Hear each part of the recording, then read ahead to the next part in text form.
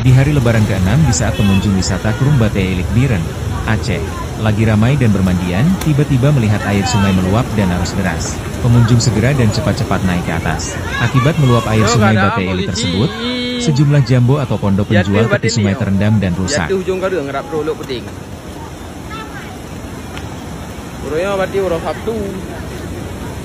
Keadaan habis berharap. Urun dengan bakar-bakar ini ura puncak kan Sabtu Minggu.